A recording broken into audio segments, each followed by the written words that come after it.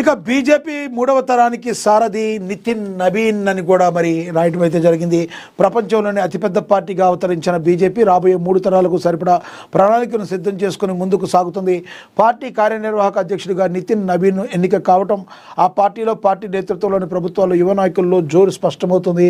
ఈ యువ నాయకత్వాన్ని మరింత ప్రోత్సహించడంతో పాటు రాబోయే తరాల అంచనాకు అనుగుణంగా పార్టీని ముందుకు తీసుకువెళ్లడమే మరి ధ్యేయంగా కనబడుతుంది. 5 సార్లు ఎమ్మెల్యేగా ఎన్నికైన కొన్ని వారాల క్రితం వరకు నితీష్ కుమార్ క్యాబినెట్లో మంత్రిగా ఉన్న నవీన్ ఇప్పుడు పార్టీ జాతీయ అధ్యక్షుడిగా బాధ్యతలు స్వీకరించారు. పార్టీలో అత్యున్నత స్థానానికి ఎదిగిన వారిలో ఆయన అతి పిన్న వయస్కుడు కావటం గమనార్హం.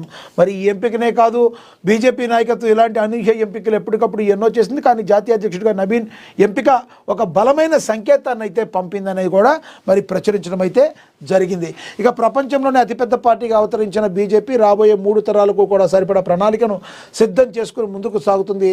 పార్టీ కార్యనిర్వాహక అధ్యక్షుడిగా నితిన్ నవీన్ ఎన్నిక కావటం ఆ పార్టీ నేతృత్వంలోని ప్రభుత్వాల్లో యువ నాయకులకు మంచి జోరునైతే తీసుకొచ్చిందని కూడా స్పష్టం అవుతుందని కూడా ప్రచురించారు. ఇక ఈ ఎంపికనే కాదు, బీజేపీ నాయకత్వం ఇలాంటి అనూహ్య ఎంపికలు ఇప్పటి వరకు కూడా ఎన్నో చేసిందని కూడా ప్రచురించడం అయితే జరిగింది. ఇక దీనికి సంబంధించి గడ్డం Krishnamurthy senior journalist, associate editor దీని గురించి రాయడం అయితే జరిగింది, ఆర్టికల్ రాయడం అయితే జరిగింది. దీన్ని మరింత కూలకుషంగా మీరు చూడాలి అంటే మీరు డౌన్లోడ్ చేసుకుని ఫాలో అవ్వండి మహా డిజిటల్ దినపత్రిక, మహా దినపత్రిక. ఇక మంత్రి సీతక్కను కలిసిన కంది శ్రీనివాసరెడ్డి. ఆదిలాబాద్ జిల్లా పర్యటనకు వచ్చిన రాష్ట్ర పంచాయతీరాజ్ గ్రామీణాభివృద్ధి స్త్రీ సంక్షేమ శాఖ మంత్రి సీతక్కను Adilabad Congress party assembly incharge Kandi Srinivasa Reddy మర్యాదపూర్వకంగా కలిశారు. ఉట్నూరు మండల కేంద్రంలో ఎమ్మెల్యే వెడ్మబొజ్జు నివాసంలో ఆమెను కలిసి పూల బొక్కలు అందించి ఆయన స్వాగతం పలికారు, శాలువాతో సత్కరించారు. ఆదిలాబాద్ నియోజకవర్గ రాజకీయాల గురించి అడిగి తెలుసుకున్నారు. ఈ కార్యక్రమంలో ఎమ్మెల్యే వెడ్మబొజ్జు, ఆసిఫాబాద్ డిసి అధ్యక్షురాలు ఆత్రం సుగుణ, యూత్ కాంగ్రెస్ రాష్ట్ర కార్యదర్శి శాంతన్రావు, మాజీ కౌన్సిల్ సందానర్ సింగ్ చిన్నయ్య, డేరా కృష్ణారెడ్డి, సురేష్ రెడ్డి తదితరులు అయితే మరి ఈ కార్యక్రమంలో పాల్గొన్నారు.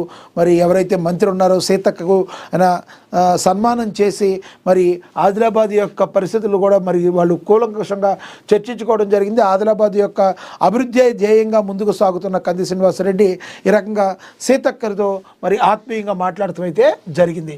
ఇక విద్యతోనే ఉన్నతమైన భవిష్యత్తు ఉంటుందని రాష్ట్ర విద్యాశాఖ కమిషన్ చైర్మన్ ఆకునూరి మురళి తెలిపారు. ఆరుట్లోని తెలంగాణ పబ్లిక్ పాఠశాల పరిశీలించారు. పాఠశాల అభివృద్ధి పనులు త్వరగా పూర్తి చేయాలని కూడా వారు మాట్లాడటం అయితే జరిగింది. ఇక బాసర జ్ఞాన సరస్వతి సేవలో గరికపాటి, మనకి తెలుసు గరికపాటి నరసింహారావు గారు మరి ఆయన సామాజిక సేవ ఏ రకంగా చేస్తారో ఆయన యొక్క ప్రవచనాలతో యువతలో కూడా ఉత్సాహాన్ని నింపుతూ మరి మంచి మార్గం వైపు, సన్మార్గం వైపు నడిపించడానికి ఆయన ఎంతగానో దోహదపడతారు. ఈ రోజున గరికపాటి నరసింహారావు గారి ప్రవచనాలంటే ఒక సినిమా కంటే ఎంతో ఇంట్రెస్ట్గా చూసేవాళ్ళు, రీల్స్లో వచ్చినా స్క్రోల్స్ చేయకుండా చూసేవాళ్ళు.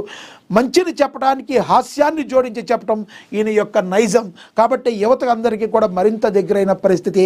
గరికపాటి నరసింహారావు గారిని ఫాలో అయ్యే వాళ్ళ సంఖ్య కూడా విపరీతంగా పెరుగుతుంది. ఈ రోజుల్లో ప్రవచనాల్ని చెప్పాలి, మంచిని చెప్పాలి, అది అవలంబించేటట్టుగా చెప్పాలి, హాస్యాస్పదంగా చెప్పాలి, మనసుల్లోకి అంతర్లీనంగా జొచ్చుకుపోయేటందుకు చెప్పాలి అని ఉన్న వాళ్ళల్లో అతి తక్కువ మందిలో గరికపాటి నరసింహారావు గారు ఒకళ్ళు.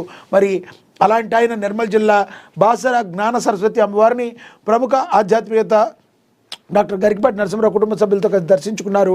అమ్మవారికి ప్రత్యేక పూజలు నిర్వహించారు. ముందుగా ఆలయ అర్చకులు, అధికారులు ఆలయ మర్యాదలతో పూర్ణ కుంభంతో స్వాగతం పలికారు. దర్శనం అనంతరం ఆలయ ప్రాంగణంలో ఏర్పాటు చేసిన ప్రవచన సభలో ఆయన పాల్గొన్నారు.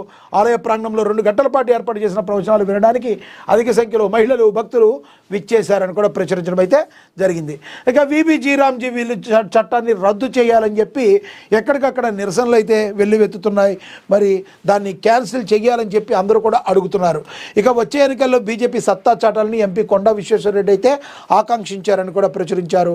ఇక రోడ్డు భద్రతను పాటించాలని, మరి అదేవిధంగా కష్టార్జితంతో కొనుక్కున్న ప్లాట్లను కబ్జా చేసిన వ్యక్తుల నుండి తమ ప్లాట్లు తమకు ఇప్పించండి అని చెప్పి బాధితుడు నిమ్మ దివేంజర్ రెడ్డి కోరారని చెప్పి కూడా మరి ప్రచురించడం అయితే జరిగింది. ఇక నూతన రెస్టారెంట్ని ప్రారంభించిన ఎమ్మెల్యే ప్రకాష్ గౌడ్, మనకు తెలుసు రాజేంద్ర నగర్ ఎమ్మెల్యే అయిన ప్రకాష్ గౌడ్ నూతనంగా ప్రారంభించారని కూడా ప్రచురించారు. ఇక 15 లక్షల వరకు రాబడి బిట్ కాయిన్ డిజిటల్ కాయిన్లుగా గోవులు మరి ఎన్ఎఫ్టీల ద్వారా ఇన్వెస్టర్లు కొనుక్కోవచ్చు. మెయింటెనెన్స్ బాధరందరిది బాధాబందరి లేదు. డివిడెండ్ నెలకు 2 లీటర్ల నెయ్యి. స్టార్టప్ గోమిని వినూత్న వ్యాపారం. మరి బిజినెస్ చేసేవాళ్ళు ఏమి చేయొచ్చు అన్న దానికి వ్యాపారంకి సంబంధించిన దానిలో కూడా ప్రచురించారు.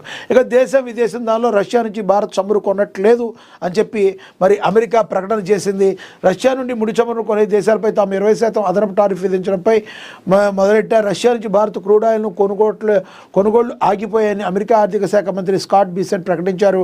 WEF సదస్సులో పాల్గొనేందుకు దావోస్ చేరుకున్న బీసెంట్ అక్కడ ప్యాక్స్ బిజినెస్ వార్తా సంస్థతో మాట్లాడారు. ఉక్రెయిన్తో రష్యా యుద్ధం మొదలయ్యాకే రష్యా నుంచి భారత్ ముడి చమురు కొనుగోళ్లు జోరందుకున్నాయి. ఇటీవల మేము 25% అదనపు టారిఫ్ విధించడంతో తాజాగా కొనుగోళ్లు ఆగిపోయాయి. ఇంకా చమురును కొన్ని దేశాలకు తిరిగి విక్రయిస్తున్న దేశాలపై 500% టారిఫ్ చేయాలనే బిల్లును కూడా మరి సెనేటర్స్ లిండ్సే గ్రామ్స్ అనేటిలో ప్రవేశపెట్టారు.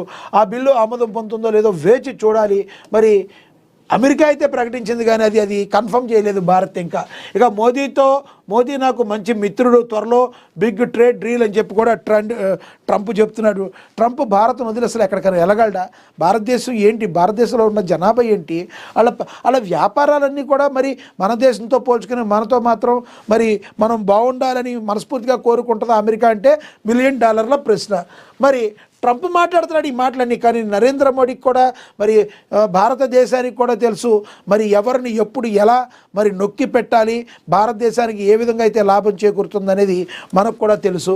ఏం చేస్తారో మరి త్వరలో ఏం మాట్లాడతారో వేచి చూడాల్సిన పరిస్థితి. ఇక అదేవిధంగా ఏజ్ గ్యాప్ తొలిసారి పెదవి విప్పిన హీరోయిన్. మరి నాన్న పొనియన్ సెల్వన్ సినిమాల్లో చైల్డ్ ఆర్టిస్ట్గా సారా అర్జున్ దురంధర్ సినిమాలో హీరోయిన్గా మారింది. తొలి సినిమాకి ఇండస్ట్రీ హిట్ కొట్టింది. ఇందులో 40 ఏళ్ల హీరో రణవీర్ సింగ్ జంటగా నటించింది. 20 ఏళ్ల సారా అని కూడా ప్రచురించారు. ఇక సినిమాలకు సంబంధించిన వాళ్ళు హీరోయిన్లకి ఏజ్ గ్యాప్ ఉండడం అనేది కూడా కామన్ అయిపోయింది ఈ రోజుల్లో. 14 ఏళ్లకే మద్యం, ఇప్పుడు గ్రీన్ టీతో పార్టీలు. నిధి అగర్వాల్ సినీ ఇండస్ట్రీలో తన అందం నటనతో గుర్తింపు తెచ్చుకున్న నటి నిధి అగర్వాల్ తన వ్యక్తిగత జీవితానికి సంబంధించిన ఆసక్తికర విషయాలను ఇటీవల వెల్లడించింది. చిన్న వయసులో మద్యం సేవించడం ప్రారంభించినప్పటికీ అలవాటును పూర్తిగా విడిచిపెట్టి ఆరోగ్యకరమైన జీవనశైలిని ఎంచుకున్నట్లుగా ఆమె తెలిపారు. నిధి అగర్వాల్ మాట్లాడారు. తాను 14 ఏళ్ల వయసులోనే తొలిసారి మద్యం సేవించి